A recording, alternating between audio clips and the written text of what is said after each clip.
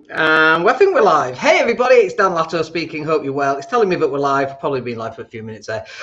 So welcome to a Property Cashflow show. My name's Dan Latto. Hope you're well today. We are here in sunny Spain. Gorgeous weather, a little bit too warm. If there's such a thing as too warm, it's why we moved here in the first place. But in today's session, I want to talk to you about two things. The first thing I want to talk to you about is going to be how we are legally having to pay £1,200 for a property that we own in Leeds for a balcony that we haven't got. So we're going to talk about that, but we're also going to talk about how we've managed to sell 1.25 million. That's what's been agreed. It hasn't completed yet, but that's what's been agreed. This is not an individual property. It's a number of properties, but we've managed to sell £1.2 million worth of property this month, despite lockdown, and we've actually made a 5-figure commission on this as well. So that's very nice, and we're going to talk to you about that. But before we talk about that, let's talk about this balcony. I sent them an email yesterday saying, you do know, by the way, I understand why I'm being legally charged this. We'll get onto what that is in a minute. But I told them, you do know I'm going to do this on my podcast, and they kind of panicked and started to get a little bit flummoxed. They didn't send a legal warning over, which I kind of expected, which would have been quite funny as well. And we would have said who it was if we'd have got a legal warning, because we quite enjoy those. So we've got a property in Leeds. It's a development in Leeds. It's near the train station. I owned this property for 15 years maybe. It's a 2-bed flat with car parking. This is the property, by the way, that we bought that was on, I think, for like 180 grand or 175,000 pounds. We put an offer in of 140, and the estate agent said that they thought we were taking the piss. Is it literally their words exactly? It's a well-known estate agency in the centre of Leeds who are still there. And I said, well, you know, it's an offer. You've got to put the offer in. So they did. The seller came back at 141,500. And I said to the estate agent, clearly not taking the piss that much, is it? If they, you know, sort of cost me an extra 1,500 quid, and we dropped 35 grand off this 2-bed, which I thought was quite funny, but that was about 15 years ago. And what was really funny about this was that this property be on the market for about 18 months, doesn't have a balcony, on the market for 18 months, which is kind of why it had been on the market, really. Nobody wanted to invest in this as an investor because it didn't have a balcony. I think they just thought, you know, people didn't want to live there. But we completed on a Friday, and for whatever reason, I got in touch with the sellers, and I'm like, oh, we need the keys for tomorrow because we've got tenants moving in. And they're like, tenants moving in? Have you got tenants moving in? You've not even viewed it with them. Like, no, they're moving in from the photographs that we took at the time. And they're like, but we've been trying to sell and rent that for the last 18 months. And I said, well, it's because you're using a crap estate agent, isn't it? Who shall remain nameless. And by the way, I apologise for the drilling in the background. There's been no drilling whatsoever today. It's midday. Somebody has to drill something, obviously. Drives me insane sometimes, but what can you do? So anyway, so we now own this property, and we have done for 15 years. We've rented it out. It's never been empty. We've used it for serviced accommodation 10 years ago. We have long-term tenants in there. They pay about 950, I think it is actually, on its 2-bed with parking. Very nice property, but it hasn't got a balcony. And obviously, we had this tragedy of Grenfell with cladding. Now, this property, luckily, the cladding is fireproof and it's fire safe. But as with many developments like this, the balconies are wooden. And therefore, if you have a barbecue, they can set fire. And this has happened in the past. So all these balconies with wooden flooring and wooden handrails, that all needs to be updated. So this forms part of a service charge. So what happens is a company comes in, 3 or 4 companies come in, they quote for replacing all the balconies. And then that quote, they pick one, that gets added to the service charge, which is what we pay every month. And then it's divided by how many square feet you own in your apartment, and then it's spread out between all the apartments. So everybody has to pay for the service charge because it's a whole building's worth of work that has to be done for safety for everybody. Now, I'm not actually that upset about it. It's 1,200 quid. 1,200 quid's a lot of money. We could go to Disneyland for that. But I totally get from a fire safety point of view. And luckily now we're financially free and that kind of thing. So, but if this was 15 years ago, we couldn't afford that. We'd have been quite upset by that, in fact. But now we are legally having to pay for a balcony to be repaired and we don't own a balcony, and it's completely legal. I sent them an email saying, you do know I don't have a balcony, and I knew what their response was going to be. They're like, yeah, no, it's a property-wide situation. We kind of knew that anyway, but I'm just interested in seeing what they were going to say. We like to wind people up a little bit as well, especially when we said we're going to do a podcast about it. But I just thought that was quite funny. So it's like, this is the world of property. Now, I should go one further from this, because luckily, two things actually. One is I've never bought in a floodplain. I kind of think that's a little bit daft for those people who do buy in a floodplain and then complain that it floods. You bought in a floodplain. The developers shouldn't be allowed to sell in floodplains. But if so, and you're buying in a floodplain, you need to get rid of that stuff, because you're just going to have problems, continual problems. But then the second thing here is that if you're owning apartments in city centres, all the fire teams have been into all the apartments and said, actually, this is fireproof cladding or it's not fireproof cladding. For those that haven't got fireproof cladding, the whole lot needs to be redone, and the people who own those properties are now having to pay for all the cladding to be done, right? That can be tens of thousands of pounds for the work to be done per unit. Now, this is the bad thing. Two things here. Number one, you cannot get a remortgage until this work is done. Your property is worth zero. It's not worth a thing until the fire cladding has been replaced if it's not fireproof. The second thing, because it's not mortgageable, you can't sell your property. So, for example, if I wanted to sell my property that hasn't got a balcony, I cannot sell it until all the balcony work has been done. Isn't that crazy? It's just crazy. This is a crazy world we live in, and it's one of the risks that gurus never tell you about, that training courses never tell you about. You need cash to be allocated for properties. And once again, I apologize for the person drilling. I'm going to go punch them in the face very soon so they stop.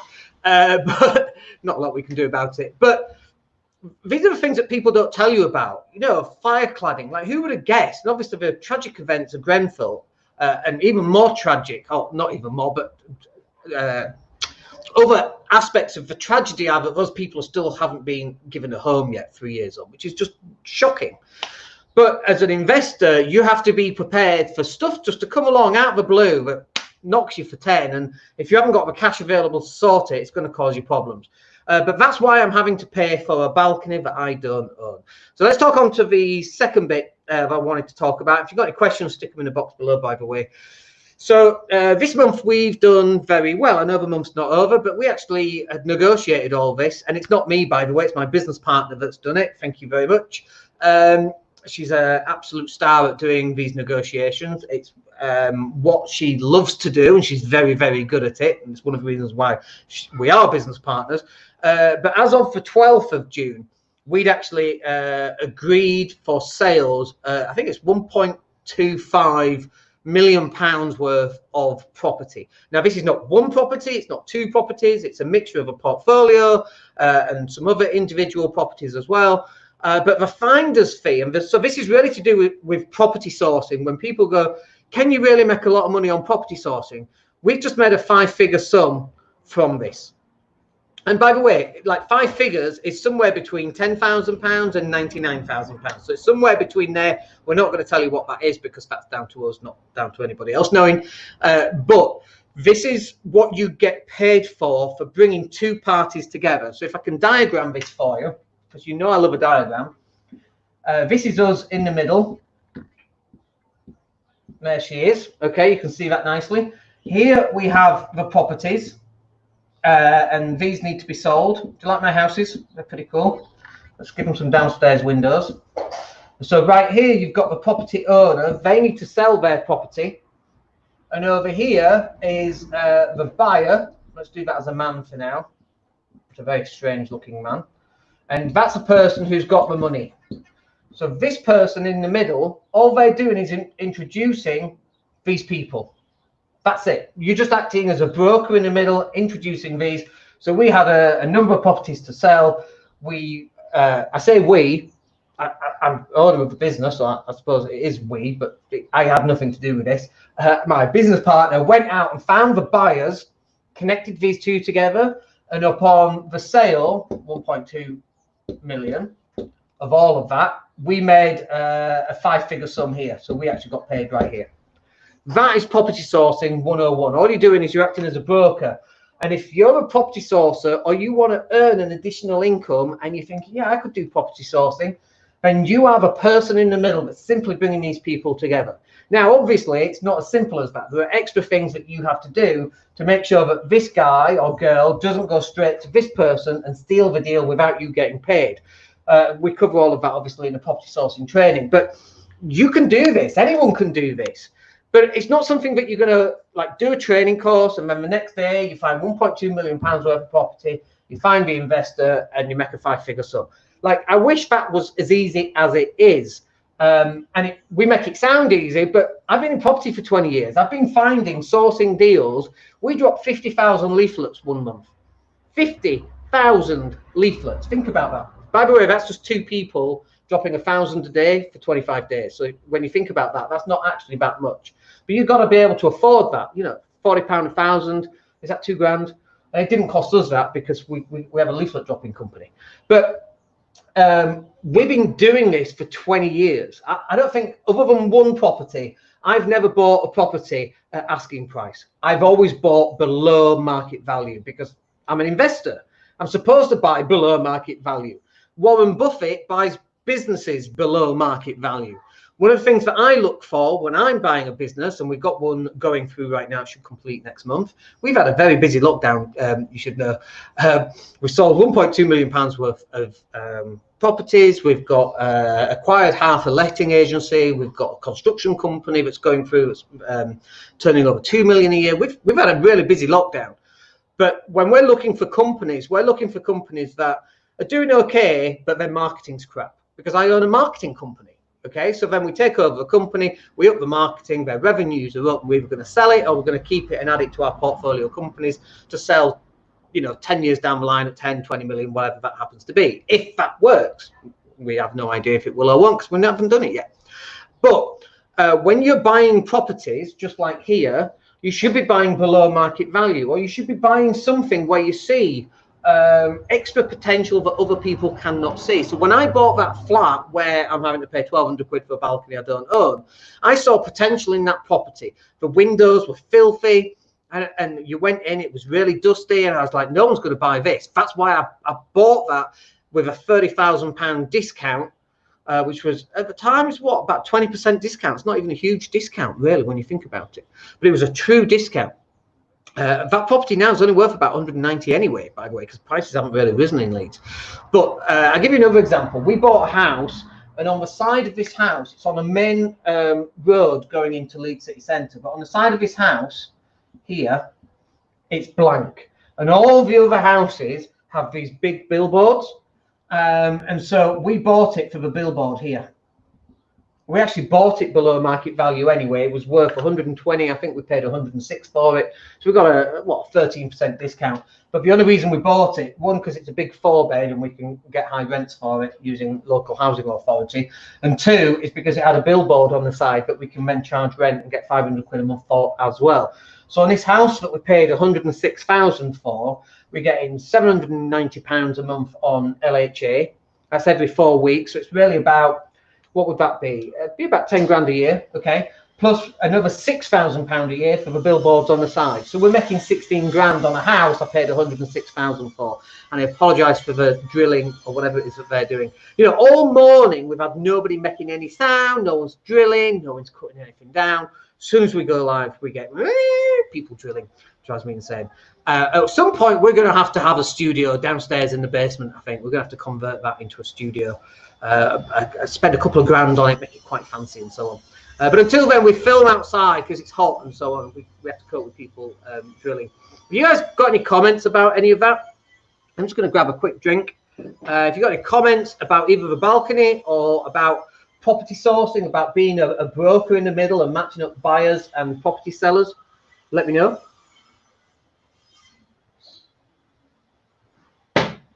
So in terms of like putting together a deal like this, how long does it take? Well, it can take a day, or it can take 6 months, or it can take 6 years, or it can take 20 years, right? If you've got a way of finding properties, leaflet drops, online marketing, networking, whatever that happens to be, dealing with solicitors, probate, repossessions, auctions, etc. You've got a way of finding deals, okay, and you've got that part of that problem solved, then the problem is you've got to find buyers. And this is what I find, is that people are good at one or the other. They're either really good at finding deals but can't find buyers, or they've got buyers who are desperate to find deals and they cannot find deals. They're not very good at leaflet drops or marketing and that kind of thing. So you've got to maybe match up. You might have two people in here. So if you're really good at finding investors, you could, let me just make this a bit clearer. You could work with a partner. So there's two people here. You could go out and find the investors, and the partner could go out and find the houses, or vice versa. You could be the person finding houses, and they're the people who go and find investors. That's a great way of doing it. That's a wonderful way of doing it, because then all you got to do is focus on finding houses, or all you got to do is focus on finding investors. If you're doing this on your own, you got to focus on finding both, and that can be one of the things that takes quite a long time to do it. So there's no questions coming in, so I think that'll do us for today. Good little podcast there. All this stuff gets recorded. It goes onto the podcast on iTunes, which you can find at daniellatto.co.uk/iTunes, or go type my name in iTunes. We're on Spotify as well, which still blows me away. We don't get a lot of downloads on Spotify, but the fact that you're on Spotify, it's like, I'm next to Rick Astley. I don't know. So you can download us on there, or you can go and watch the replays on YouTube. But thank you for joining us. We're going to go live again on Friday. Hopefully the man that's drilling will have stopped drilling by then, and we'll speak to you on Friday. Have a good couple of days, stay safe, and we'll speak to you soon. My name's Dan Latto. Take care.